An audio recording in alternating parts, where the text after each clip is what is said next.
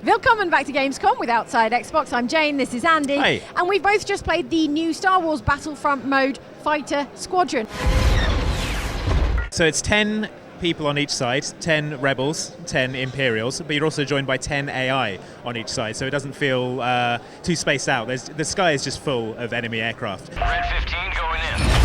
The way that it's scored, you get a point for shooting down an AI ship, you get 3 points for shooting down a human ship, and there is an objective as well. There is an Imperial transport attempting to escape. There are troop transporters on each side that are going to leave periodically throughout the match, so you get 20 points for taking those guys down. And the way you win is first to 200 points. The rebels cannot be allowed to intercept this transport. Insurance extraction.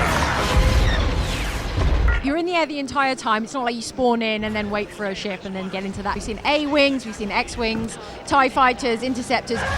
You've got abilities that you can use during the match. They're on a cooldown timer. So the TIE Fighter, I believe, had a speed boost and proton torpedoes. The X-Wing also had torpedoes, but it had a shield as well, like a time shield that you could engage. If someone gets a lock on and you start hitting you with lasers, you can put that on. And also, excitingly, the Millennium Falcon. Didn't see that coming, huh? Gold leader has arrived. And also Slave 1.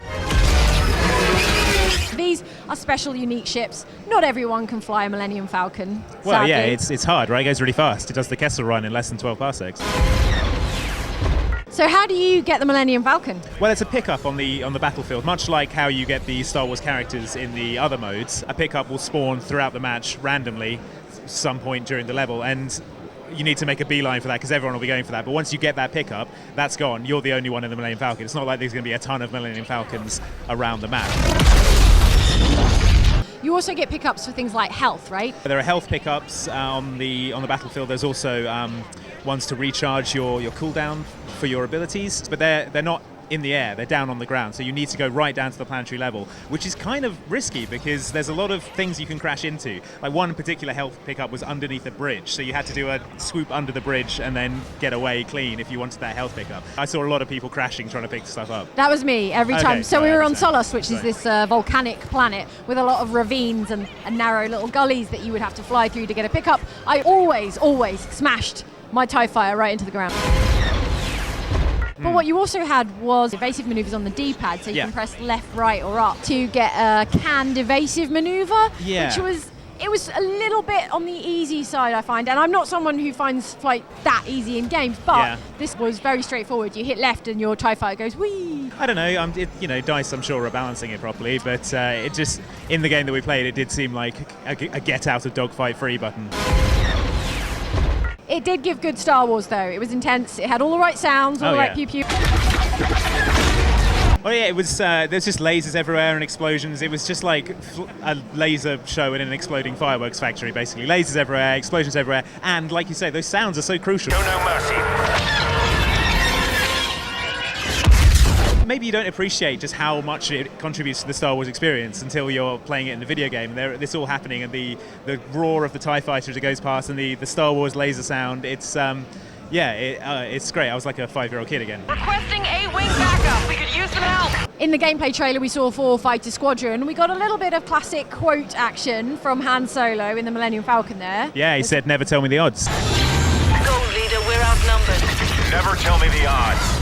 Never tell me the odds. I spoke to Sigalina Ivangsdottir from DICE about how they're going to use those quotes without making you sick of them. I can't speak to the specific numbers that we have, but I mean, we want to flavor the game, give you a sense of being in that universe, while at the same time not overuse them and annoy you. So that's a fine balance that we're probably still tweaking.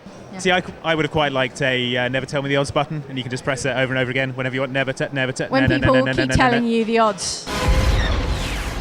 In the demo here at Gamescom 2015, we saw Solus, which is the volcanic planet we mentioned, but there are obviously going to be other big bespoke maps set over other planets. We have a few different, large maps which have a good-sized airspace for the Fighter Squadron mode, and the one that we're talking about and showing today is the Solus map that we're super excited to show off, and for me personally, it feels a bit like home. It's it's based very much on my home country of Iceland, which we've used as inspiration to create Solus. So I think it's a good addition to Endor and Hoth and Tatooine, these classic maps, to bring something that we have had a part in visualizing as DICE.